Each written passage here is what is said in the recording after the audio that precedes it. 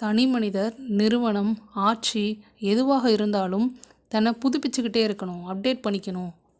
அரசு ஒரு திட்டத்தை செயல்படுத்தினாங்கன்னா அது கடைக்கோடி மக்கள் வரைக்கும் சென்றடைவதை உறுதி செய்யணும். அதுக்காக தான் இந்த புத்தாய்வு திட்டம் தொடங்கப்பட்டிருக்கு. இளைஞர்களோட திறமையும் ஆற்றலையும் பயன்படுத்தி அரசு நிர்வாகத்தோட செயல்முறைகளை மேம்பட்டதாக ஆக்குறது தான் இந்த திட்டத்தோட நோக்கம். 3 கட்டங்களாக தேர்வு நடத்தப்பட்டு அதில் 30 பேர் செலக்ட் பண்ணி அவங்களுக்கு 30 நாள் பயிற்சி கொடுக்குறாங்க. யார் பயிற்சி கொடுக்குறாங்கன்னா திருச்சிராப்பள்ளி பாரதிதாசன் பல்கலைக்கழக மேலாண்மை கல்வி நிறுவனமும் சென்னை அண்ணா நிர்வாக பணியாளர் கல்லூரியும் சேர்ந்து பயிற்சி கொடுக்குறாங்க.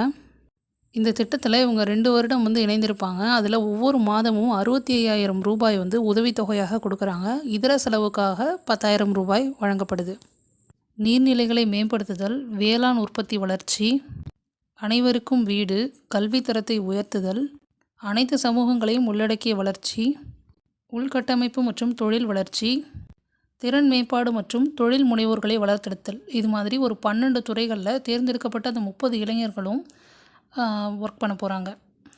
முதல்வரின் புத்தாய்வு மாணவர் திட்டம்னு ஒன்று இருக்குது. அது மாற்றுத்திறனாளி மாணவர்களுக்கு உதவித்தொகை கிடைப்பதற்காக, அதாவது PhD படிக்கக்கூடிய மாற்றுத்திறனாளி மாணவர்கள் அவங்களுக்கு உதவித்தொகை வழங்குறதுக்கான திட்டம் தான் முதல்வரின் புத்தாய்வு மாணவர் திட்டம். இப்போ நம்ம பார்த்தது முதல்வரின் புத்தாய்வு திட்டம். இதில் 30 இளைஞர்களை செலக்ட் பண்ணி அவங்களோட திறமையை பயன்படுத்தி நிர்வாகத்தை மேம்படுத்துறதுக்காக இந்த திட்டம் அறிமுகப்படுத்தியிருக்காங்க. ரெண்டும் வேறு வேறு திட்டம்.